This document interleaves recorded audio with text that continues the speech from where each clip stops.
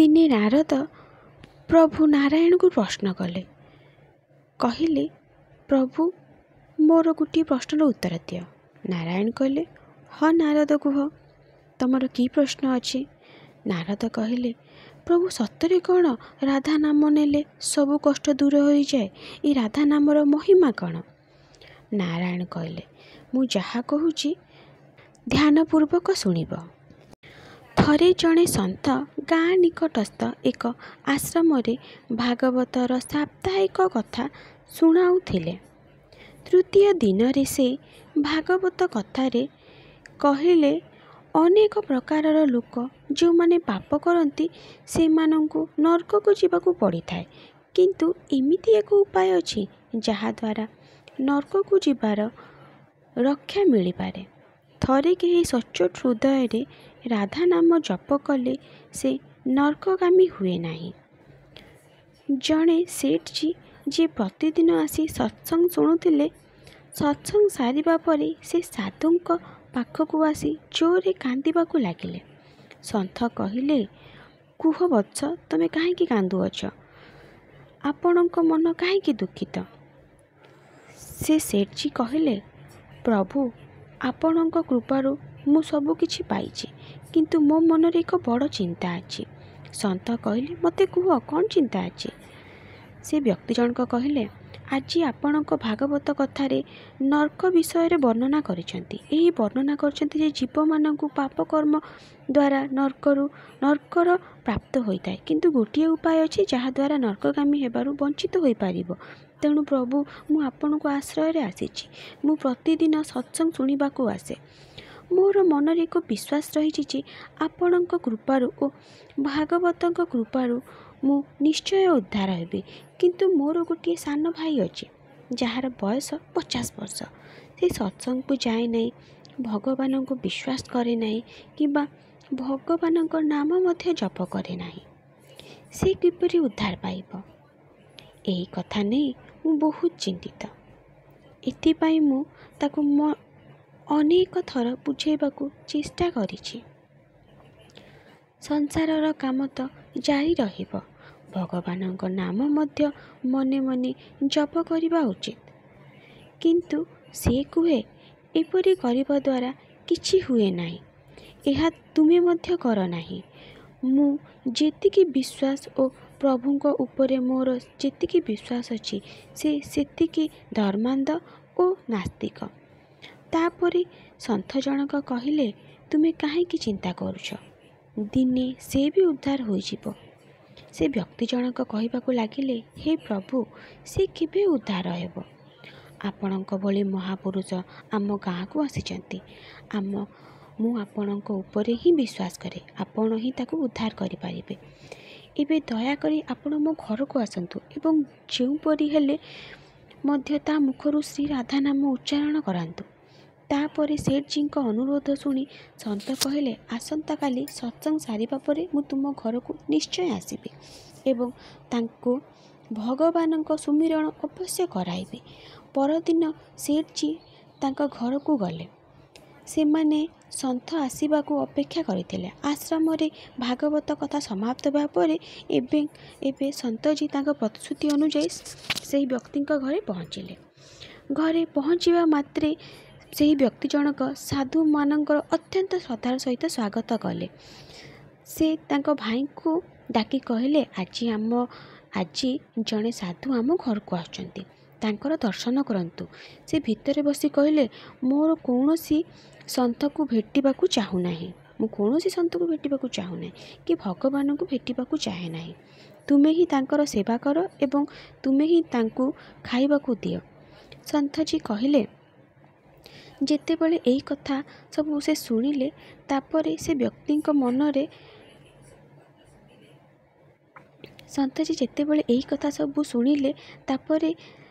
ସେଠଜୀଙ୍କ ମନରେ ଦୁଃଖ କହିବାକୁ ଲାଗିଲା। ପ୍ରଭୁ ଦେଖିଲ, ସେ ଆପଣଙ୍କ ସାମ୍ନାରେ ହିଁ ଆପଣଙ୍କୁ ଅପମାନିତ କରୁଛି। ସନ୍ଥଜୀ କହିବା ଆରମ୍ଭ କଲେ ଯେ ତମେ ଚିନ୍ତା କର ନାହିଁ, ସବୁ କିଛି ଭଲ ହେବ। ଏବେ ସେହି ବ୍ୟକ୍ତିଙ୍କୁ ସାନ୍ତ୍ୱନା ଦେଇ ସାଧୁ ଜଣକ ବସିବା ସ୍ଥାନରୁ ଓହ୍ଲାଇ ସେ ବ୍ୟକ୍ତିଙ୍କ ଭାଇଙ୍କୁ କୋଠରୀକୁ ଆସି ତାଙ୍କ କାନ୍ଧରେ ହାତ ରଖି କହିଲେ, ମୋତେ କୁହ ଆଜି ପର୍ଯ୍ୟନ୍ତ କେତେ ରୋଜଗାର କରିଛ?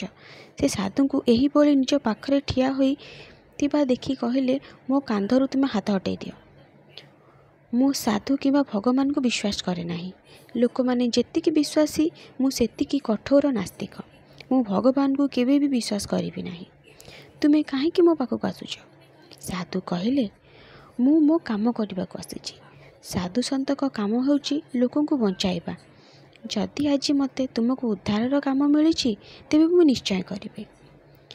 ସେହି ବ୍ୟକ୍ତିଙ୍କ ଭାଇ ମଧ୍ୟ ବହୁତ କଠୋର ଥିଲେ। ସେ କହିଲେ, ତୁମର ଯାହାର ବି ଉଦ୍ଧାର କରିବାର ଅଛି ତାହା କର, କିନ୍ତୁ ତୁମେ ମୋର ଉଦ୍ଧାର କରିପାରିବ ନାହିଁ। ମୁଁ କିଛି କରିବି ନାହିଁ।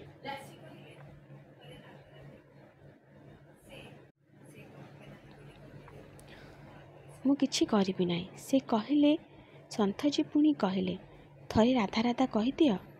ସେ କହିଲେ, ନା ମୁଁ କହିବିନି। ତାପରେ ସନ୍ଥ କହିଲେ, ରାଧା ରାଧା କୁହ। ସେ କହିଲେ, ମୁଁ କହିଲି ନା ମୁଁ କିଛି କହିବିନି। ତାପରେ ସନ୍ଥଜୀ ପୁଣି ସେଠଜୀଙ୍କ ପାଖକୁ ଆସି କହିଲେ, ଏବେ ତୁମ ଭାଇର ଦାୟିତ୍ୱ ମୋତେ ଦେଇଛ। ଏବେ ମୁଁ ଏହି କାର୍ଯ୍ୟକୁ ଯେମିତି ହେଲେ କରିବି। ତୁମେ ମଝିରେ ପଶିବ ନାହିଁ। ସାଧୁ କହିଲେ, ପରିବାରର ସମସ୍ତ ସଦସ୍ୟ ବାହାରକୁ ଯାଇ ବସିଯାଆନ୍ତୁ। ଯେତେ ସମୟ ପର୍ଯ୍ୟନ୍ତ ମୁଁ ତୁମକୁ ଡାକିବି ନାହିଁ, ପରିବାରର ଜଣେ ବି ସଦସ୍ୟ ଏହି କୋଠରୀକୁ ଆସିବ ନାହିଁ। ଏବେ ସେହି ପରିବାରର ସମସ୍ତ ବ୍ୟକ୍ତି ବାହାରକୁ ଚାଲିଗଲେ। ସେହି କୋଠରୀରେ କେବଳ ସନ୍ଥଜୀ ଆଉ ସେ ବ୍ୟକ୍ତିଙ୍କର ଭାଇ ଥିଲେ। ସନ୍ଥଜୀ ପୁଣି ପ୍ରେମରେ କହିଲେ, ହେ ଭାଇ, ଥରେ ରାଧା ରାଧା କୁହ। ସେ କହିଲା, ମୁଁ ତୁମକୁ ମନା କଲି ନା ମୁଁ କହିବିନି। ମୁଁ ଭଗବାନଙ୍କୁ ବିଶ୍ୱାସ କରେ ନାହିଁ କିମ୍ବା ଭଗବାନଙ୍କ କଥା ମଧ୍ୟ ବିଶ୍ୱାସ କରେ ନାହିଁ। ମୁଁ ଜଣେ କଠୋର ନାସ୍ତିକ। ସନ୍ଥଜୀ ପୁଣି ପ୍ରେମରେ ହସି ହସି କହିଲେ, ତୁମେ ଯେତିକି କଠୋର ନାସ୍ତିକ ମୁଁ ସେତିକି ବିଶ୍ୱାସୀ। ଯଦି ମୁଁ ସ୍ଥିର କରିଛି ତୁମ ପାଟିରୁ ରାଧା ନାମ ଶୁଣିବି ମାନେ ଶୁଣିବି, ତାପରେ ଯାଇ ମୁଁ ଏଠାକୁ ଯିବି। ଏହା ନିଶ୍ଚିତ ଯେ ତୁମ ପାଟିରୁ ରାଧା ନାମ ବାହାରିବ। ସେ କହିଥିଲେ, ତୁମେ ଯେତେ ଚେଷ୍ଟା କଲେ ବି ମୁଁ ଥରେ ବି ରାଧା ନାମ ନେବିନି। ଦେଖିବାକୁ ଗଲେ ସନ୍ଥ ସାଧୁମାନେ ତ ବହୁତ ଦୟାଳୁ ହୋଇଥାନ୍ତି, କିନ୍ତୁ ସେ ସେଠଙ୍କ ଭାଇଙ୍କୁ ହାତ ଧରି ଜୋରରେ ମୋଡ଼ିବାକୁ ଲାଗିଲେ। ଏବେ ତାଙ୍କୁ 50 ବର୍ଷ ହୋଇଥିବ। ସାଧୁ ମଧ୍ୟ ବୟସ୍କ ଥିଲେ, କିନ୍ତୁ ସାଧୁମାନଙ୍କ ଭିତରେ ଭକ୍ତିର ତୀବ୍ରତା ଥାଏ। ସେ ଜୋରରେ ସେ ବ୍ୟକ୍ତିଙ୍କର ଭାଇଙ୍କ ହାତକୁ ମୋଡ଼ିଦେଲେ। ହାତ ମୋଡ଼ି ସାଧୁ ପୁଣି କହିଲେ, ରାଧେ ରାଧେ କୁହ। ସେ କହିଲା, ମୁଁ କହିବିନି। ସନ୍ଥ ପୁଣି ଜୋରରେ ହାତ ମୋଡ଼ିଲେ ଆଉ ସେ ଭାଇଙ୍କୁ କହିଲେ, ରାଧେ ରାଧେ କୁହ। କହିଲେ, ମୁଁ କହିବିନି। ଏଥର ପୁଣି ଜୋରରେ ହାତରେ ମୋଡ଼ି ତା ଭାଇଙ୍କୁ ତଳକୁ ପକାଇଦେଲେ ଏବଂ ପୁଣି ନିଜେ ତାଙ୍କ ଉପରେ ଚଢ଼ି ବସିଗଲେ ଏବଂ ସାଧୁ ପୁଣି ଥରେ କହିବା ଆରମ୍ଭ କଲେ, ରାଧେ ରାଧେ କୁହ। ସେ ପୁଣି କହିଲା, ମୁଁ କହିବି ନାହିଁ ମାନେ କହିବି ନାହିଁ। ଏବେ ସାଧୁ ଜଣକ ତାଙ୍କର 2 ହାତ 2 ପାଦ ବାନ୍ଧି କହିଲେ, ରାଧେ ରାଧେ କୁହ। ଏଭଳି ଅବସ୍ଥାରେ ସେ ଭାବିଲେ, ଏହି ସାଧୁ ମୋତେ ମାରିଦେବ। ତାପରେ ସେ ତାଙ୍କ ବିନା ଇଚ୍ଛାରେ ବାଧ୍ୟତାରେ ରାଧେ ରାଧେ କହିଲେ। ସେ ରାଧେ ରାଧେ କହିବା ମାତ୍ରେ ସନ୍ଥଜୀ ହାତ ଗୋଡ଼ ଖୋଲିଦେଲେ। ବାହାରକୁ ଆସି କହିଲେ, ସେଠଜୀ, ତୁମର କଲ୍ୟାଣ ହୋଇଛି, ତୁମ ଭାଇର ମଧ୍ୟ କଲ୍ୟାଣ ହୋଇଛି। ସେଠଜୀ କହିଲେ, ଭିତରୁ ବହୁତ ଜୋରରେ ଶବ୍ଦ ଆସୁଥିଲା। ତାପରେ ସନ୍ଥଜୀ କହିବା ଆରମ୍ଭ କଲେ ଯେ, ତୁମେ କାମ ହିଁ ଏପରି ଦେଇଥିଲ। ତୁମେ କହିଥିଲ ସେ ଜଣେ ନାସ୍ତିକ, ସେ କେବେ କିଛି କହନ୍ତି ନାହିଁ। ଆଜି ତୁମ ଭାଇ ରାଧେ ରାଧେ ନାମ ଉଚ୍ଚାରଣ କରିଛନ୍ତି, ତାଙ୍କର କଲ୍ୟାଣ। ଏବେ ମୁଁ ଯାଉଛି। ଗତକାଲି ଠାରୁ ପୁଣି ମୋର ଭାଗବତ କଥା ଅଛି। ଏବଂ ସନ୍ଥଜୀ ନିଜ ସ୍ଥାନକୁ ଫେରିଗଲେ। ସେଠଙ୍କ ଭାଇ ତଳୁ ଉଠି ଭାଇକୁ କହିଲା, ଏ କେମିତିକା ସାଧୁ? ସେ ମୋ ସହ ଝଗଡ଼ା କରିବାକୁ ଆସି ମୋ ଉପରେ ବସି କହିଲେ, ଯଦି ତୁମେ ରାଧେ ରାଧେଙ୍କ ନାମ ଜପ ନ କରିବ ତେବେ ମୁଁ ତୁମ ଉପରେ ଏମିତି ବସି ରହିବି। ଏବେ ସେହି ସେଠ ଜଣକ ହସିବାକୁ ଲାଗିଲେ। ସେ ହସି ହସି ଈଶ୍ୱରଙ୍କୁ ହୃଦୟରେ ଧନ୍ୟବାଦ ଦେଇ କହିଲେ, ପ୍ରଭୁ, ଆପଣଙ୍କର ସାଧୁ ମଧ୍ୟ ବହୁତ ଦୟାଳୁ ଅଟନ୍ତି। ସେ ନିଜେ ଦୁଃଖ କଷ୍ଟ ସହି ମଧ୍ୟ ଲୋକଙ୍କ କଲ୍ୟାଣ କରିଥାନ୍ତି। ଏହିପରି ଭାବରେ ସମୟ ବିତି ଚାଲିଲା। ମାତ୍ର 5-6 ମାସ ବିତିଥିଲା। ହଠାତ୍ ଦିନେ ସେହି ବ୍ୟକ୍ତିଙ୍କ ସାନ ଭାଇର ମୃତ୍ୟୁ ଘଟିଥିଲା। ଦେହ ତ୍ୟାଗ କରିବା ପରେ ଆତ୍ମା ଶରୀରରୁ ଅଲଗା ହୋଇଯାଏ। ସେହି ଆତ୍ମା ଯମରାଜଙ୍କ ନିକଟକୁ ଯାଇ ସମସ୍ତ ହିସାବ ଦେଇଥାଏ। ଏବେ ଏହି ବ୍ୟକ୍ତିଙ୍କ ସମସ୍ତ ହିସାବ ଖୋଲାଯାଇଛି। ଯମରାଜା ଚିତ୍ରଗୁପ୍ତଙ୍କୁ କହିଲେ, ଆଜି ଆମ ପାଖକୁ ଅଣାଯାଇଥିବା ବ୍ୟକ୍ତିଙ୍କର ହିସାବ କ'ଣ? ଚିତ୍ରଗୁପ୍ତ ତାଙ୍କ କର୍ମର ବିବରଣୀ ଦେଖି କହିଲେ, ହେ ଭଗବାନ, ସେ ତାଙ୍କ ଜୀବନରେ କେବେ ବି ଭଗବାନଙ୍କର ନାମ ସ୍ମରଣ କରିନାହାନ୍ତି। ସବୁବେଳେ ପାପ ହିଁ ପାପ କରିଛନ୍ତି। ଏହାକୁ ସିଧା ନର୍କକୁ ପଠାଇ ଦିଅନ୍ତୁ। ଏବେ ଯମରାଜାଙ୍କ ଆଦେଶ ଅନୁଯାୟୀ ତାଙ୍କୁ ନର୍କକୁ ପଠାଯିବା ପୂର୍ବରୁ ଚିତ୍ରଗୁପ୍ତ କହିଲେ, ପ୍ରଭୁ, ଆଉ ଗୋଟିଏ କଥା ଅଛି। ଯମରାଜା କହିଲେ, କଥା କ'ଣ? ଚିତ୍ରଗୁପ୍ତ କହିଲେ ଯେ ଥରେ ଏହି ବ୍ୟକ୍ତି ସନ୍ଥଙ୍କ ନିର୍ଦ୍ଦେଶରେ ରାଧା ନାମ ଉଚ୍ଚାରଣ କରିଥିଲେ। ଥରେ ରାଧା ନାମ ଉଚ୍ଚାରଣ କରିଥିଲେ କି? ଯମରାଜ ଦୂତମାନଙ୍କୁ କିଛି ସମୟ ପାଇଁ ଅଟକାଇବାକୁ କହିଲେ। ଏହି ବ୍ୟକ୍ତିର ହିସାବ କରାଯିବ, ତାହେଲେ ହିଁ ତାଙ୍କୁ ନର୍କକୁ ପଠାଯିବ। ଯମରାଜା ପୁଣି ଚିତ୍ରଗୁପ୍ତଙ୍କୁ କହିଲେ, ପୁଣି ଥରେ ଏହାର ହିସାବ ଦେଖ। ସେ ପରମେଶ୍ୱରଙ୍କ ନାମ ଉଚ୍ଚାରଣ କରିନାହାନ୍ତି କି? ଚିତ୍ରଗୁପ୍ତ ପୁନର୍ବାର ପୁରା ବିବରଣୀକୁ ଦେଖି କହିଲେ, ପ୍ରଭୁ, ଏକଦା ଯେଉଁ ନାମ ଉଚ୍ଚାରଣ କରିଥିଲେ ତାହା ସାଧୁସନ୍ଥମାନଙ୍କ ଭୟରେ କରିଥିଲେ, କିନ୍ତୁ ହୃଦୟରେ ନୁହଁ। କିନ୍ତୁ ଥରେ ରାଧା ନାମ ଉଚ୍ଚାରଣ କରିଥିଲେ। ପୁରା ଜୀବନ ପାପରେ ଅଛି, ଏବେ କ'ଣ କରିବେ? ତାପରେ ଯମରାଜ ସେହି ବ୍ୟକ୍ତିଙ୍କୁ ପଚାରିଲେ, ମୋତେ ଗୋଟିଏ କଥା କୁହ, ଆମେ ପ୍ରଥମେ ତୁମକୁ ରାଧା ନାମ ଜପ କରିବାର ଫଳ ଦେବୁ ନା ତୁମକୁ ନର୍କକୁ ପଠାଇବୁ?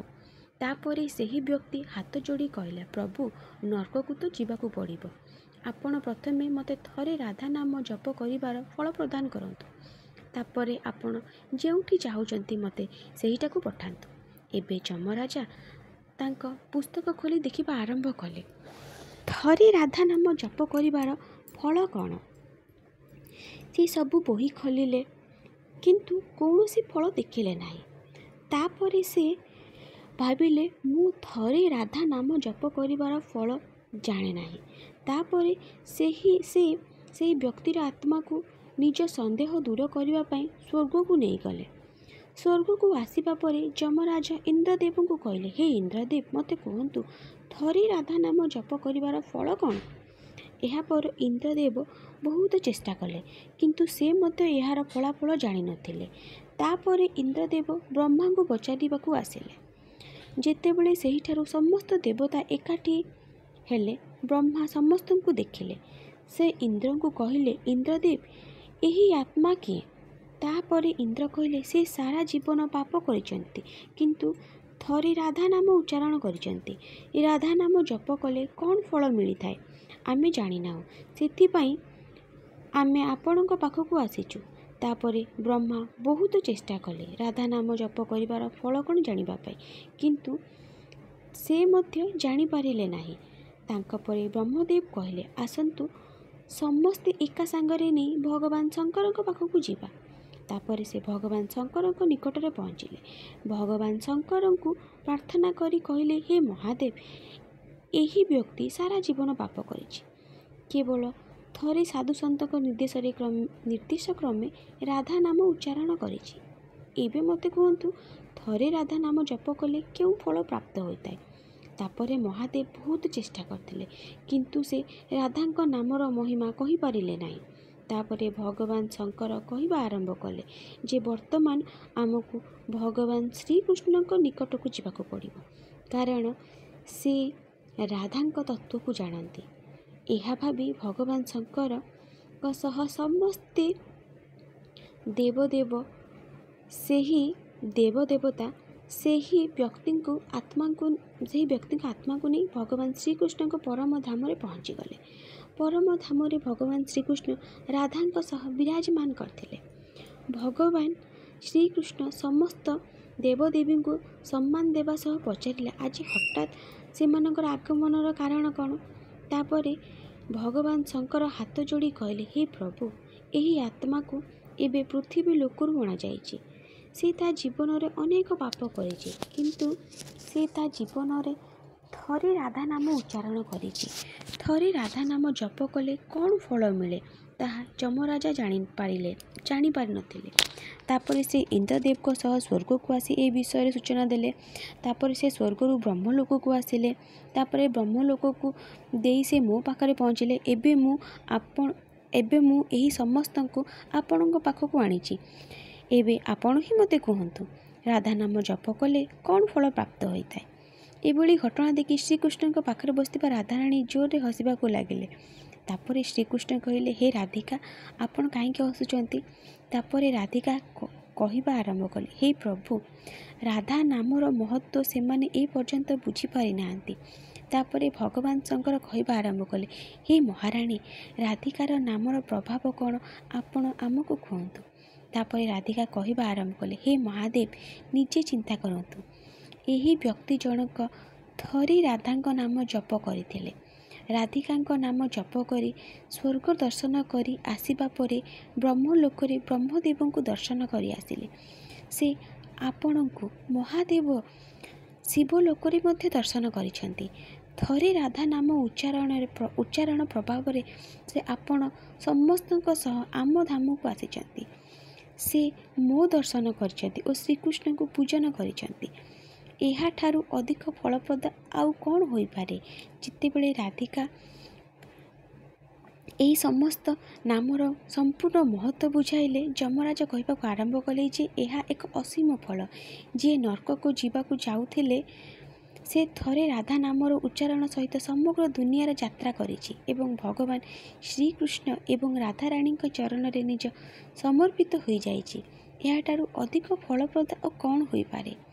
ତାପରେ ଯମରାଜା ପୁଣି କହିବାକୁ ଆରମ୍ଭ କଲେ, ଆଉ ତାଙ୍କୁ ନର୍କକୁ ଯିବାର ଆବଶ୍ୟକତା ନାହିଁ କି? ତାପରେ ଭଗବାନ ଶ୍ରୀକୃଷ୍ଣ କହିଲେ, ହେ ଧର୍ମରାଜ, ଥରେ ଯିଏ ରାଧାରାଣୀଙ୍କ ପାଦ ଦେଖିସାରିଲେ ସେ କେବେ ବି ନର୍କକୁ ଯିବେ ନାହିଁ।